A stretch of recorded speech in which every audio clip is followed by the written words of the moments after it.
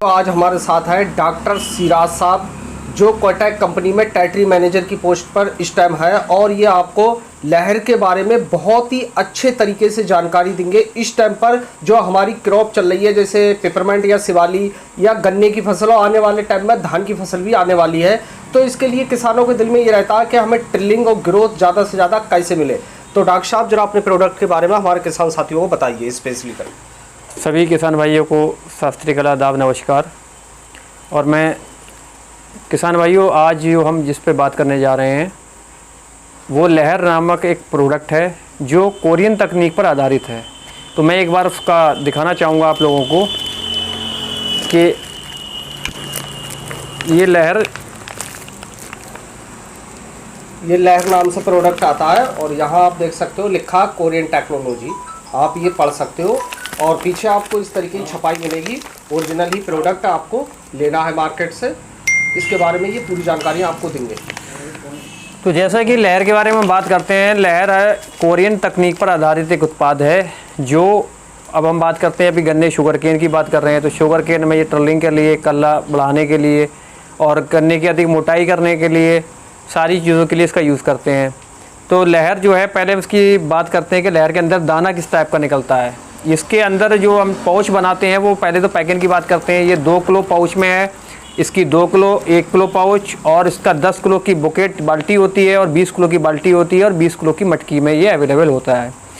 तो किसान भाइयों, जैसा कि हम इसकी ये डोज की बात करते हैं, तो लहर जो है वो गन्ने के अंदर, शुगर केन के अंदर हम इसको जो है 2 किलो का पाउच होता है, 4 किलो प्रति एकड़ के हिसाब से आप इसको यूरिया के साथ पानी लगाने के तुरंत बाद इसको हम डाल देते हैं। हम इसको जब खोल के पैकेट देखते हैं तो उसके अंदर उसका सुनहरे कलर का, गोल्डन कलर का दाना निकलता है। जैसे ही हम इसको यूरिया के साथ मिलाते हैं, बढ़िया तरीके से मिलाते हैं, मिलाने के बाद देखते हैं कि इसके अंदर जो है यूरिया सारी नीली हो जाती है। जो सुनहरे कलर का दाना है वो एकदम यूरिया को पूरा नीला कर देता है। वो नीले यूरिया हो जाने के से जो यूरिया वाष्पित हो जाती है, जो लीच हो जाती है, उड़ जाती है, वो चीज़ नहीं उड़ती है और पौधे को पूरी तरीके से मिलती है। दूसरी बात हम करते हैं कि ये प्रकाश संश्लेषण की क्रिया में सहायक रहता है, फोटोसिंथेसिस की क्रिया बढ़ाता है, और जो पौधे के अंदर टिलरिंग ज़्यादा करने की इसके अंदर शक्ति है। तो ये कोरियन तकनीक पर आधारित है। ये थोड़ी अवस्था में ही, मतलब छोटा पाउच ही इसका जो है वो 2 किलो हम धान के अंदर डलवाते हैं, और इसका गन्ने के अंदर हम 4 किलो, उसकी डोज डबल कर देते हैं। तो इसके बाद में सीधा हम जो है चलते हैं कि ये काम क्या करता है और कैसे काम करता है। काम ये करता है कि जैसे मान के चलिए हमने इसको यूरिया के साथ मिलाकर डाल रहे हैं। यूरिया में मिलाने के डालने से साथ के बाद ये होता है कि जो भी हमने फास्फेटी उर्वरक जैसे DAP है, NPK है, सुपर है, जो भी हमने डाल रखा है, वो क्या होता है कि पौधे पूर्णतः उसको नहीं ग्रहण कर पाते, हम उसको जो है नहीं ले पाते। तो जिस जगह हमारा लहर हम पर डालते हैं तो वो पूरी तरीके से जो DAP फास्फेट घुलनशील अवस्था में जो पड़ी रहती है, उनको हम पौधों को उपलब्ध ये लहर जो है करा देता है। और दूसरी बात क्या है कि मिट्टी को मुलायम कर देता है। जिससे मिट्टी मुलायम रहती है तो पौधों के अंदर जो है अधिक ट्रिलिंग निकलती है।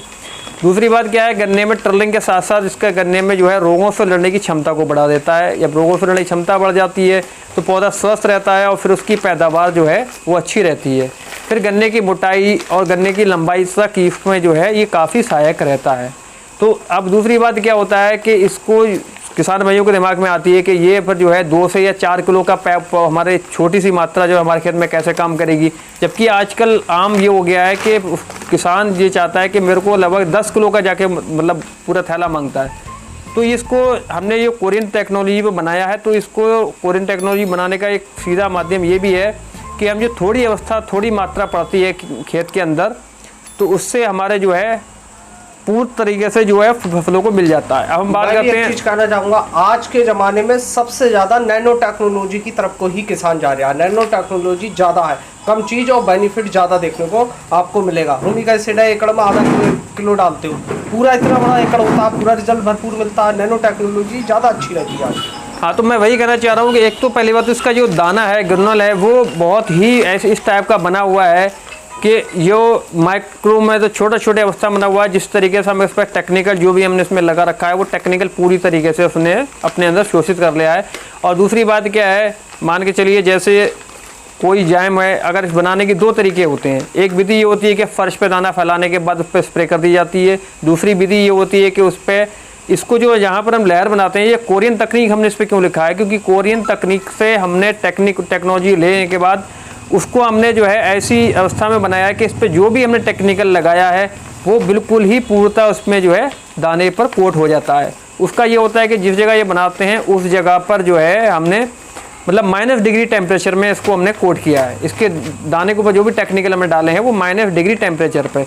अब एक बात ये होती है कि अगर कोई भी चीज़ अगर दाना को हम धूप में सुखाएंगे या किसी मतलब केमिकल को उसको जो है इस पर कोट करके सुखाएंगे तो उसमें ज़ाहिर सी बात है कि अगर कोई टेक्निकल हमने 10% रखा है तो वो 8 ही % आ जाता है, 2% जो है धूप से प्रकाश से जो है वो उड़ जाता है।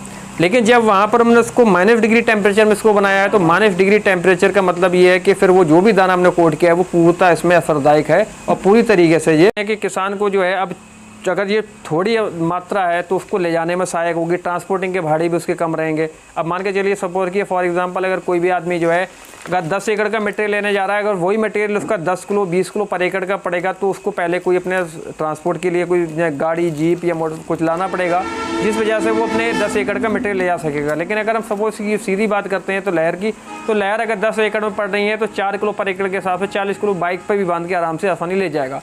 तो जो ट्रांसपोर्टिंग के भाड़े हैं वो भी इसमें कम हो जाएंगे। और इस तरीके से हमने हर तरीके से किसान के लिए इसमें सहूलत रखी है ताकि जो है जो कम थोड़ी मात्रा में ही सब कुछ इसके अंदर हमने डाल रखा है। तो किसान भाइयों हम बात करते हैं कि फिर ये हम शुगर केन यानी गन्ने के अलावा अन्य फसलों में भी जैसे धान है, गेहूँ है, जौ है, बाजरा है, मक्का है, सोयाबीन है, उड़द है, कोई भी अन्य फसल है हम उसमें भी इसका प्रयोग कर सकते हैं। हम अगर धान की बात करते हैं तो धान में हम इसको 2 किलो प्रति एकड़ के हिसाब से इसका इस्तेमाल करेंगे और गन्ने में इसका जस्ट बिल्कुल उल्टा सीधा हम उल्टा मतलब जो है हम इसका 4 किलो डोज डालेंगे ताकि जो है गन्ने में इसका बढ़िया रिस्पॉन्स मिले। धन्यवाद।